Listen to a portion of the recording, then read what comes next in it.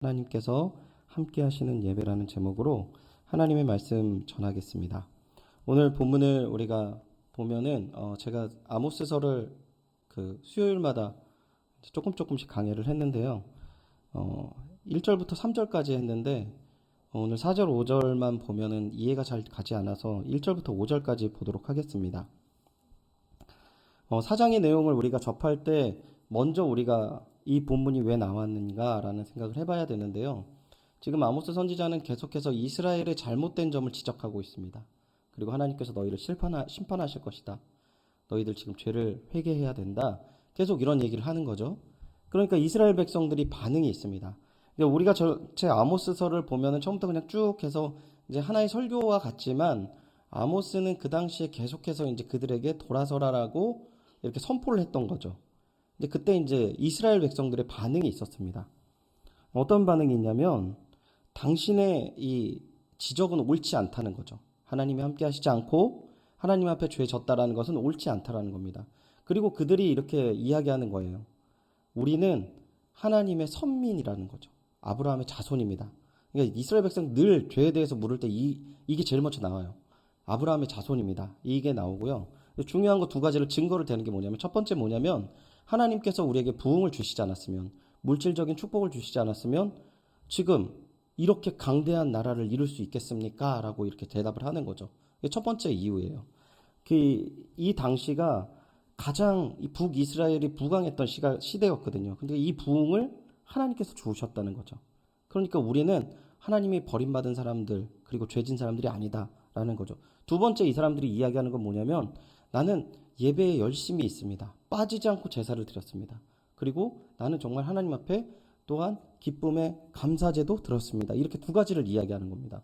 그러니까 이제 그 부분에 대해서 이제 선지자가 대답을 하는 겁니다.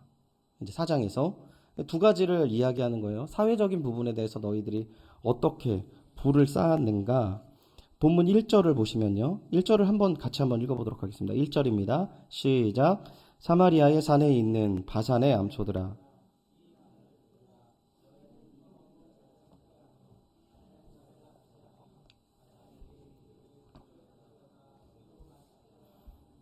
아멘. 그 부강하게 되었던 그 부의 실체를 1절에서 이야기하고 있거든요. 그 1절에서 뭘 이야기하냐면 두 가지를 이야기하고 있어요. 바산의 암소들이라 요 해석은 건너뛰고요. 너희는 힘 없는 자를 학대하며 가난한 자를 압제하였다라고 얘기하고 있거든요. 힘 없는 자를 학대하고 가난한 자를 왜 압제했을까요? 이 사람들한테 더 뽑아내려고 그러는 겁니다. 부의 실체가 뭡니까? 가난한 자는 더 가난해지고 약한 자들은 더 약해져서 자신들의 말대로 움직여야 되기 때문에 그런 거죠. 이 이스라엘의 부를 가지고 있는 자들의 실체가 이거였다는 거죠. 이 부를 위해서 대다수의 백성들은 고생해야 되고 그들에게 착취를 당해야 되는 상황이었던 거죠. 이게 너희들 부의 실체가 아니냐라고 지금 선지자가 이야기하는 거죠. 그리고 그 부로 그 힘이 가지게 된 그 부로 이들이 무엇을 했습니까? 이제 하반절에 보면 가장에게 이르기를 술을 가져다가 우리로 마시게 하라라고 이야기하고 있습니다. 그러니까 이 부분에 대해서 그냥 표면적으로 이 부분을 해석을 해드리면은요, 이 가장이라는 것은 이제 가정의 대표가 아닙니까? 이 대표에게 지금 여기에 있는 바산의 암소들아라고 얘기해서 사실 지금 부의 실체를 누구를 이야기하고 있냐면 당시 북이스라엘에 있는 부유한 그 부인들을 대상으로 지금 비난을 하고 있거든요. 근데 그 여자들이 남자들을 부릅니다. 근데 이 남자들을 불러다가 자신들이 노는 데서 뭘 시키냐면 술을 따르는 일을 시키는 거죠. 그러니까 수치를 주는 거예요. 너희들은 그 정도밖에 되는 존재가 아니야. 나는 이런 존재야. 그 부로 뭘 하고 있습니까? 수치를 주고 있습니다. 그런데 누구에게 수치를 줘요? 가장에게 수치를 주는 거죠. 그 가정 모두에게 수치를 주고 있는 것입니다. 그러니까 이 사람들이요, 뭐라고 이야기하고 있습니까? 하나님께서 주신 복이야라고 이야기하고 있는데 하나님께서 주신 복이 이렇게 표현되고 있는 거죠. 가난한 자를 착취하고 힘없는 자를 압제해서 얻는 거. 그리고 그 힘으로 뭐 합니까? 사람들에게 수치를 주고, 그러니까 쉽게 말해서 요즘에 갑질을 하는 것이죠. 그 갑질을 하면서 자신의 부를 자랑하고 힘을 자랑하는 그런 모습을 선지자가 딱 지적을 하고 있거든요. 우리가 이 부분에서요, 한 가지 정말 생각해 봐야 될 건 뭐냐면 그 부에 대해서 이렇게 좀 풍성하게 되는 거에 대해서 하나님의 뜻이야라고 하는 분들이 너무 많으세요. 너무 많으세요. 그런데 그 부분을 정말 우리는 잘 돌아봐야 될 것은 무엇이냐면 우리 스스로의 모습이 어떠한 모습인지를 정말 살펴보지 않고 겉으로 드러난 모습을 가지고 이것이 하나님께서 주신 복이다라고 성급하게 이야기하게 됐을 때 너무 많은 사람들에게 실망과 아픔을 줄 수 있다는 사실을 우린 좀 알아야 됩니다. 정말 하나님께서 세상 가운데 우리를 세우시고 뭐 이렇게 뭐 부강함을 주셨다라는 것을 자랑하기 이전에 정말 선지자가 이야기하는 것은 무엇이냐면 하나님의 방법이 어디에 있냐라는 거예요. 너희들 삶 속에 하나님의 기쁨과 사랑이 어디에 있느냐라고 지금 이야기를 하는 것이죠. 우리가 세상에 성공하면 하나님의 다 영광입니까? 그렇지 않다라는 겁니다. 오늘 본문에 그것을 이야기하고 있어요. 그리고 당신은 이루어지지 않았지만 이 선지자가 정말 무서운 얘기를 하고 있습니다. 자, 너희들 실체가 이건데 너희들이 결론이 어떻게 돼? 그것을 2절, 3절 이야기하고 있거든요. 2절 제가 읽어드리겠습니다. 여호와께서 자기의 거룩함을 두고 맹세하시되 하나님이 자신을 두고 맹세하시는 거죠. 역사이시고 만물의 주체이신 하나님이 자신을 두고 맹세하시는 거예요. 그 뭐를 맹세하십니까? 너희에게 이를지라 사람이 갈고리로 너희를 끌어가며 낚시로 너희의 남은 자들도 그리하리라. 예전에 정말 못되고 정말 이 간악한 사람들을 끌고 가는 방법이 있었어요. 이제 A라는 국을 이제 점령하고 이 B라는 나라가 A라는 나라를 점령했을 때 이 B 제국으로 데리고 갈 때 코나 입에다가 갈고리를 끼워서 데리고 갔어요. 그 뭐 5분 가겠습니까? 10분 가겠습니까? 한 달, 두 달, 석 달을 그렇게 가는 거예요. 그 사람 얼굴이 어떻게 되겠을까요? 여러분. 하나님께서 맹세하게 니네들 이렇게 될 거야 라고 얘기하는 거예요. 너무 무섭지 않습니까? 지금 이 사람들이 주장하는 건 뭐죠? 하나님이 함께해서 우리가 이렇게 된 거 아니야? 라고 얘기하는데 정작 하나님에 대해서는 너무나도 무시무시한 거죠. 우리 스스로 영적인 눈으로 하나님 보여주신 눈으로 돌아보지 않을 때 이러한 결과를 낸다라고 이야기하고 있습니다. 3절을 보면 너희 성이 무너진 데를 통하여 각기 앞으로 바로 나가서 하르몬에 던져지리라. 하르몬이라는 것은 그냥 쓰레기터라고 생각하시면 돼요. 죽음의 쓰레기터. 그런데 다 던져져서 그냥 다 매장지가 없이 그냥 던져짐을 당해서 마무리될 것이다라고 얘기하십니다. 하나님이 자신의 아들을 보내셔서 그 한 사람이라도 구원하시기 위해서 사랑하신 그 민족들, 그들의 신음소리도 들으셔서 그 출애굽이라는 기적을 일으켰던 그 하나님께서 그 동일한 백성에게 지금 이렇게 이야기를 하고 계시다는 거죠. 오늘 우리가 신앙생활을 해 나갈 때에 정말 중요한 것이 무엇입니까? 하나님의 눈으로 우리를 돌아보는 것이고 하나님이 정작 우리에게 이야기하는 것이 무엇인지를 듣는 귀가 열려야 된다는 것이에요. 근데 요즘에는요, 어떤 게 더 중요한 줄 아십니까? 그 사람들의 사생활이 중요한 거죠. 그 썰이 너무 중요해요. 저는 요즘에 연예인들이 주로 이제 드러나는 게 뭐죠? 비투라고 해가지고요. 부모들의 빚진 사람들이 그렇게 많은지 몰랐어요. 근데 뭐 그거를 아주 그냥 이 잡듯이 잡아서 하루 걸러서 하루 터지는 거죠. 계속. 이 사람 이렇고 저 사람 저렇고. 그거에 너무나 많은 관심이 있다라는 거예요. 다른 사람의 단점과 다른 사람의 약점과 다른 사람의 아픔에 대한 관심은 너무나도 많은데 누구에 대한 관심이 없습니까? 하나님 앞에서 나의 모습에 대한 관심이 없다라는 거예요. 거룩한 백성들의 삶이 어떤 삶이야 됩니까? 하나님 앞에서 나의 삶이 어떠한 삶인지 돌아봐야 된다라는 거예요. 나의 삶이 어떠한 삶입니까? 어떻게 돌아볼 수 있습니까? 철저한 말씀 가운데, 철저한 주님 앞에서는 그 거룩한 심령이 아니고서는 자신을 돌아볼 수 없다라는 것이죠. 지금 선지자는 그것을 지적하고 있는 것입니다. 우리가 부의 실체까지 우리가 살펴봤는데요. 그리고 그들이 예배를 강조하고 있었어요. 우린 예배 열심히 있어 라고 얘기하는데요. 그 예배에 대해서는 선지자가 뭐라고 이야기하고 있습니까?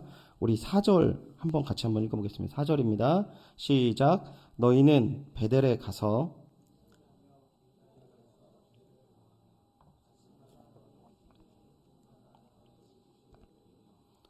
좀 이어졌으니까 제가 5절을 읽겠습니다. 누룩 넣은 것을 불살라 수은제로 드리며 낙헌제를 소리내어 선포하려무나 이렇게 이야기하고 있습니다. 지금 예배 행위에 대해서 4절 중반부터 5절 상반절까지 4절 하반절부터 5절 상반절까지 이야기하고 있는데 이 사람들이 뭘 합니까? 아침마다 너희가 희생을 드린다. 이게 상번제를 이야기하는 거거든요. 3일마다 너희 11조를 드리며, 이게 3일마다 드리는 11조가 아니라요, 3년에 한 번씩 드리는 11조를 이야기하는데요. 이 11조로 뭐 하냐? 객과 고아와 그 과부를 공개하는 헌금이에요. 근데 여러분, 좀 앞뒤가 안 맞죠, 지금? 이 사람들이 부를 어떻게 쌓았어요? 가난한 자를 압제하고 힘없는 자를 착취를 하는 거죠. 그런 상황인데 지금 이러는 거죠. 너희들이 3일에 한 번씩, 이 3년에 한 번 드리는 11조를 드린다 할지라도, 이런 의미입니다. 너희들이 매일 주님 앞에 새벽 예배 드린다 할지라도, 너희들이 매일 3일마다 11조를 드린다 할지라도, 그리고 마지막에 뭡니까? 지금 5절 상반절에 수은제와 낙헌제를 소리내어 선포하려무나라고 했는데요. 수은제와 낙헌제가 무엇입니까? 감사제예요. 감사제. 감사제의 특징이 있습니다. 감사제의 특징이 무엇이냐면 의무적인 것이 아니라는 거예요. 수은제는 하나님의 은혜를 감사해서 드리는 감사 예배, 이 예배인데, 이 화목제의 일종인데, 이 아모스 4장 5절에 특별히 이렇게 나와 있습니다. 그리고 이 감사의 제물로 번역하는 부분에서는 열왕기상 3장 15절에 나와 있는 과거에 드렸던 내용들이었고요. 이 수은제를 이야기하고, 낙헌제 뭐냐면 이것도 역시 자발적이고 즐거운 마음으로 하나님께 예물을 드리는 제사를 민수기 15장 5절에서 이야기하고 있습니다. 그래서 이 대개 이렇게 서원이 끝나서 기도응답에 감사를 드리는 예배를, 제사를 이야기하는 것이죠. 그래서 소나 양, 염소 흠없는 수컷의 화목제를 번제로 드리는 부분을 이야기하는 거예요. 그러니까 이들이 뭐 수은제를 드렸다, 낙헌제를 드렸다 이런 뜻이 아니고요. 너희들이 예배를 이렇게 적극적으로 드린다 할지라도 그 예배가 어떠한 예배입니까? 4절, 5절 마무리에 나와 있어요. 너희가 기뻐하는 반이라라고 얘기하고 있다는 거죠. 여러분 잘 보세요. 예배는 누가 기뻐하는 거야? 누가 기뻐해야 되는 것이죠? 하나님이죠. 너무 당연한 거 아닙니까? 근데 마지막에 뭐라고 써 있습니까? 너희가 기뻐하는 바다라고 이야기하는 거죠. 너희를 위한 예배라는 거예요. 예배 열심히 있어? 너희를 위한 거 아니야? 라고 그런 거죠. 왜 예배에 집착할까요? 이 부분이 좀 중요한 것 같아요.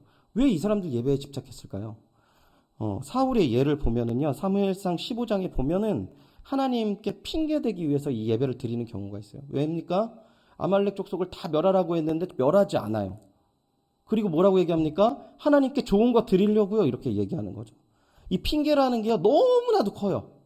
너무 많이 큽니다. 제 청년들을 가르칠 때 정말 이 중고등부 학생들한테 거의 볼 수 없었던 모습이 뭐냐면요. 너무 열심인 애들이 있어요. 근데 우울해요. 너무 열심인 애들이 있는데요. 그 삶의 이면에는 정말 정결하지 못한 삶이 너무 가득 찬 부분을 제가 봤어요. 대화를 통해서 그들과 오래 교제를 하면서 통해서 느낀 건 뭐냐면 그걸로 인해서 대리만족을 느끼는 거예요. 나 이렇게 살지 못하지만 교회에서 이렇게 열심히 했어. 이런 생각들을 갖고 있더라고요. 그리고 이거 어떻게 합니까? 제가 너무 답답한 것 중에 하나는 뭐냐면 그 여학생들이 보통 청년부 여학생들이 교회 오빠들이랑 이렇게 교제를 시작할 때 잘 안 됐을 때 그놈이 아닌 줄 아는 걸 알고 깨졌을 때 저한테 와가지고 막 하소연을 뒀을 때 제가 한 가지 물어보거든요. 뭘 보고 사귀었어? 얘기하면 예배 때 이렇게 손을 들고 사귀는 거야. 할렐루야 막 이렇게 찬양한다는 거죠. 그래서 제가 깜짝 놀랍니다. 정말. 아니 손을 들고 찬양한다는 게 나쁜 뜻은 아니고요. 여러분 정말 그런 모습으로 온전하지 못한 삶을 사는 사람들이 너무 많아요. 아니 누구를 보이기 위해서 우리가, 여러분 당장 말씀하셨잖아요. 누구를 위해서 예배드린다고요? 하나님을 위해서. 그럼 그때 왜 하나님을 봐야지 그 오빠를 쳐다보고 있습니까? 저는 좀 이해가 안 가더라고요 정말. 그리고 그걸 다 판단해요 본인이. 그리고 그 결과를 저한테 따지러 오더라고요. 그럼 저는 우선 미안하다 이렇게 얘기하는데 같이 기도하자 이렇게 대답할 수밖에 없는 거죠. 여러분 핑계대기 위해서 종교적인 열심을 갖는 경우가 기독교 말고도 사람들 너무나도 많아요. 하지만 하나님을 믿는 우리들은 어떻게 서야 됩니까? 이 자리가 하나님 앞에 우리의 연약함을 다 내려놓고, 내가 잘나서가 아니라 핑계대는 자리가 아니라 내가 정말 연약함을 솔직하게 고백드리는 자리가 이 자리인 줄 믿습니다. 자격이 있어서 오는 게 아니잖아요. 근데 너무 많이 착각들을 한다고요. 자격이 있고 나는 너무나도 열심히 있는 사람이야 라고 해서 오는 경우가 너무나도 많고요. 한 가지 더 있습니다. 이 마태복음 21장 23절에서 32절을 보면은 어떤 부분이 나와 있냐면 성전의 제사장들의 모습을 나와 있는데 예수님이 막 성전을 다 뒤집었고 그러니까 뭐라고 얘기하냐면 무슨 권위로 당신 이러는 거야? 라고 얘기할 때 막 물어봐요. 그러니까 이 대제사장들이 질문을 못해요. 근데 비유를 하는데 뭘 이야기하냐면 너희들이 믿음이 없어라고 얘기를 합니다. 믿음이 없는 거를요 덮어놓기 위해서 정말 뼈를 깎을 정도로 열심히 하는 경우도 있다라는 거예요. 믿음이 있는데 너희들이 이 성전을 강도의 구렬로 만들었니? 라고 이야기하고 있는 거예요. 아니 믿음이 있는 사람들이 그렇게 돈에 연연해? 믿음이 있는 사람들이 그렇게 근심 걱정이 많아? 믿음이 있는 사람들이 하나님 앞에 나오는데 왜 이렇게 표정들이 왜 이러는데? 예수님께서 그렇게 이야기를 하신다니까요. 근데 그 모든 종교적인 열심으로 나는 아무 문제 없고 나는 잘 가고 있어라고 이게 껍데기를 뒤집어 쓴 사람이 너무 많다는 거예요. 우리의 예배는 오직 우리의 연약함을 고백하는 자리이고 주님의 은혜와 사랑을 확신하는 자리인 줄 믿습니다. 어렵고 힘들잖아요. 그 부분들을 가지고 이 자리에 와서도 나갈 때까지 정말 근심 걱정으로 나가는 것 얼마나 슬프고 불쌍한 인생입니까? 한나가 그 성전에 들어와서 나갔을 때 슬픔과 근심의 기색이 없었다라고 성경에 나와 있거든요. 그러한 귀한 은혜가 매번 예배를 드릴 때마다 이 자리에서 예배를 드리시는 모든 분들에게 임하시기를 축원드립니다. 주님 앞에 나아갈 때 그러한 믿음이 있이 나가야 되는 거 아닙니까? 그리고 주님 앞에 내려놨으면 끝나는 거 아닙니까? 그러니까 여러분들 지금 의심 많은 눈초리로 절 쳐다보고 있는 거죠. 당신은요 이렇게. 너무 부끄러워요. 그런데요 정말 너무 힘들 때는요 하나님 앞에 기도하는 것만으로도 감사하지 않습니까? 혹시 우리가 발을 한쪽은 이쪽에 한쪽은 저쪽에 대서 되든 안 되든 여기 한번 먼저 걸쳐보고 그런 것 아닙니까? 믿음이 있다라는 건 뭡니까? 하나님만이 유일한 해결책이다라고 고백하는 것이죠. 지금 이 사람들은 철저한 핑계거리로 그리고 자신의 모든 근심 걱정을 다 뒤덮는 모습으로 마치 괜찮은 사람처럼 보이기 위해서 믿음이 없지만 믿음이 있는 것처럼 보이기 위해서 뭘 하고 있습니까? 예배드리고 있었다 너희들이. 그렇게 얘기하는 거죠. 그래서 4절 초반절에 뭐라고 합니까? 베델에 가서 뭘 했다고요? 범죄했다라고 합니다. 길갈에 가서 뭐라고 해요? 죄를 더했다라고 이야기하는 것이죠. 베델이 어디입니까? 이 베델이요. 베델의 시작이 굉장히 애매해요. 이 야곱이 하나님의 집이다라고 고백했던 자리이기도 하지만 이 이스라엘이 931년에 둘로 나뉘게 되거든요. 북이스라엘과 남유다로. 여로보암 왕이 정치적인 이유 때문에 베델과 단에 금송아지를 세우고 그것으로 이스라엘이 이렇게 예배를 드리게 한 거예요. 왜요? 생각해 보세요. 이제 나라가 나뉘어졌는데 예배를 어디에서 드리라고 했어요? 예루살렘에 드리라고 했거든요. 백성이 어디로 가야 됩니까? 북이스라엘에 사는 백성들이 1년에 3번씩 예루살렘으로 가는 거예요. 통치가 되겠습니까? 통치가 안 돼요. 정치적으로요, 정확한 행동을 한 거예요. 근데 하나님께서 뭘 이야기합니까? 잘못했다라고 이야기하는 거예요. 하나님에 관련된 것은 철저하게 하나님 뜻에서 예배를 드리기를 원하셨던 것이죠. 그러한 자리에서 시작이 되었던 이 베델에서 온전한 제사가 드려진다는 것이 어불성설한 이야기인 것이죠. 지금 그렇게 시작되었던 곳이었습니다. 길갈이란 장소는 어떤 장소예요? 이스라엘이 가나안에 입성해서 첫날 밤을 지낸 곳이에요. 여호수아가 백성을 이끌고 요단강 건넌 후에 이 요단강을 건넜을 때 물이 범람해서 건너지 못했는데 하나님께서 은혜를 주셔서 어떻게 합니까? 발이 딱 땅에 닿았을 때 마른 땅으로 건너가게 했었어요. 제2의 홍해를 건너는 사건이 일어난 것이죠. 그때 그것을 기념하기 위해서 12돌을 가져다가 기념을 쌓은 곳이 길갈이었다는 것이죠. 이후에도 여기가 얼마나 중요했냐면 사울이 왕이 된 장소가 바로 이 장소였거든요. 그리고 사무엘이 늘 이 장소에서 주님께 나아갔었습니다. 그런데 이 장소에서 뭘 하고 있다고요? 죄를 더한다라고 얘기하거든요. 이 사람들이 길갈을 뭘 의지한 거예요? 길갈의 역사적인 배경을 의지한 것이에요. 지금요 베델이랑 길갈은요 그 시작이나 사람들의 연약한 부분들을 잘 이렇게 꼬집고 있는 것이에요. 예배를 드리는데 어떻게 드립니까? 내가 맞는 유익에 맞춰서 그 예배 장소를 찾고요. 길갈이라는 곳은 어떤 길갈이요? 영험한 곳이야. 저긴 정말 영험한 곳이야. 저기에서 가면 다 된대. 그래서 가는 것이죠. 철저하게요. 4절과 5절을 보면은 하나님이 없는 예배를 이야기하는 것이죠. 우리 본문 4절과 5절을 다시 한번 읽어보도록 하겠습니다. 4절과 5절입니다. 시작. 너희는 베델에 가서 범죄하며 길갈에 가서 죄를 더하며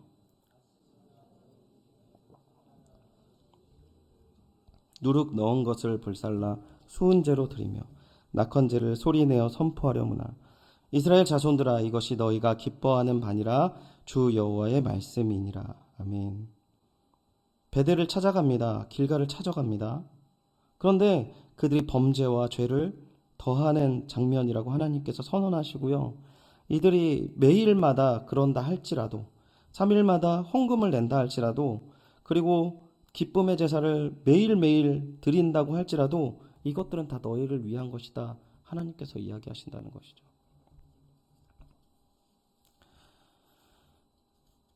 말씀을 정리하겠습니다. 하나님과 함께 하시는 예배가 어떠한 예배입니까?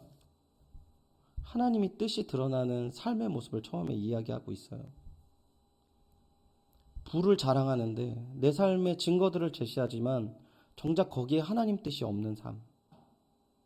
지금 잘못된 삶이라고 이야기하는 거죠.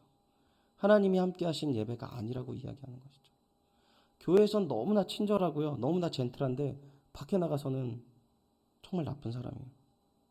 가족들한테는 정말 나쁜 사람이에요. 어떻게 할 겁니까? 하나님께서 그거 놓치지 않는다는 뜻입니다. 교회와 직장과 가정과 홀로 있는 그 장소에서 하나님의 뜻대로 사는 사람, 그 사람의 모습을 지금 이야기하고 있습니다. 그리고 또 어떤 부분을 이야기합니까? 하나님 앞에 나아갈 때 내가 정말 연약하고 하나님의 은혜를 구하는 그 자리이기 때문에 사모함으로, 내가 너무 연약함으로 강하신 하나님을 붙들기 위해서 예배의 자리로 나오는 사람들을 이야기하고 있는 것이죠. 어떠한 사람입니까? 말씀을 먼저 중심으로 생각을 해야 되는 것이죠. 하나님의 말씀을 듣고 뼈가 아파야 되는 거죠. 내 죄가 드러나고 내 연약함이 드러나서 더욱더 하나님을 붙잡고 나아가는 것이죠. 제가 가장 은혜로운 연희교회 가운데 가장 은혜로운 장소 한 군데를 알려드리고 찬양하고 우리 기도하는 시간 가질 건데요. 어디냐면 새가족 부실입니다. 제가 새가족 부실 확신반을 원래 4주인데 5주 하고 있거든요. 그거 하나에 5가지 확신들을 이렇게 나누는데 하나님께서 용서의 확신을 주셨다라는 것을 제가 나눌 때 그 결론이 뭐냐면 너희도 용서하면서 그 용서의 확신을 가진 사람은 너희도 용서의 확신을 가진 사람은 남을 용서하는 사람이 되어야 된다. 뭐 이렇게 결론이 되는 거죠. 그래서 제가 그 말씀을 딱 전하는데 제가 남을 용서하지 못하고 있더라고요. 그 상황 속에서. 하나님 앞에서 금방 드러나는 부분들이 분명히 있습니다. 그러한 부분 앞에서 엎드려지고 주님 제가 용서하지 못했습니다 고백하고 주님 앞에 붙을 때 하나님의 은혜가 살아나는 것이 아닙니까? 이 자리에서 의인들이 나와서 나는 의인이고 너희는 죄인이고 세상과 뭐가 다릅니까? 하나님께서 그러한 예배를 받으신다고 하지 않으시는 거예요. 하나님은 내가 연약하고 힘들고 아파서 나오는 그 자리, 그래서 그들이 어떻게 고백합니까? 주님 내가 연약하오니 나를 붙잡아 주시옵소서, 나를 인도하여 주시옵소서. 그러한 자리가 하나님의 은혜의 자리인 줄 믿습니다. 하나님이 중심이 되는 예배, 사무엘상 15장 22절에 보면은요, 사무엘이 이르되 여호와께서 번제와 다른 제사를 그의 목소리를 청종하는 것을 좋아하심 같이 좋아하시겠나이까. 순종이 제사보다 낫고 듣는 것이 순양의 기름보다 나으니. 아멘. 하나님의 말씀에 순종하는 귀한 은혜와 사랑이 가득하시기를 축원드립니다. 그리고 호세아 6장 6절에 뭐라고 나와 있습니까? 나는 인애를 원하고 제사를 원하지 아니하노라. 교회에 사랑이 없으면 죽은 교회입니다. 예배는 너무 많아요. 예배는 한두 곳도 없어요. 인터넷에도 예배가 있고요. 일주일에 최소 매일 예배가 있지 않습니까? 마음속에 분노를 내려놓지 않아요. 로마서 15장 1절 2절 마지막으로 읽어드리고 말씀을 마치겠습니다. 믿음이 강한 우리는 마땅히 믿음이 약한 자의 약점을 담당하고 자기를 기쁘게 하지 아니할 것이라. 2절입니다. 우리 각 사람이 이웃을 기쁘게 하되 선을 이루고 덕을 세우도록 할지니라. 아멘. 이웃을 기쁘게 하라고 말씀하십니다. 하나님 기쁘게 하셔야죠. 근데 여기에 먼저 이웃을 기쁘게 하래요. 눈에 보이는 이웃도 기쁘게 하지 않으면서 보이지 않는 하나님 기쁨을 해야 하는 신앙생활이다. 이렇게 말하지 말라고 하는 것입니다. 이 로마서 15장을 쭉 읽으면요. 우리의 연약함이 다 드러나는 것 같아요. 이게 제가 로마서 15장을 썼던 바울의 이때가 사역 초반도 아니거든요. 후반으로 들어가는 때였거든요. 자기를 미워하는 사람이 얼마나 많은지, 자기를 모함하는 사람이 얼마나 많은지 몰라요. 지금 여기서 말하는 이웃은요, 동역자를 이야기하는 게 아니에요. 너는 친하니까 오케이. 너는 아니야. 너는 안 돼. 그게 아니라는 거죠. 하나님 앞에서 이웃이 누구인지 돌아보아야 할 것이고, 우리 가운데 예배를 드리고 하나님의 사람이다 고백하는데 정말 하나님의 사랑이 드러나느냐, 드러나지 않느냐, 우리의 삶이 하나님을 동행하느냐, 동행하지 않느냐, 우리의 모든 예배가 우리의 연약함을 지적받고 주님 앞에 엎드리느냐, 엎드리지 않느냐, 지금 물어보시고 있는 것입니다. 우리가 하나님이 동행하는 예배를 통하여서 정말 힘이 되어지고 하나님의 영광을 높이는 우리 한 명 한 명의 귀한 주님의 자녀 되시기를 축원드립니다. 그래서 우리 안에 주의 사랑이 가득 찬 귀한 은혜와 사랑이 흘러넘치기를 소원합니다.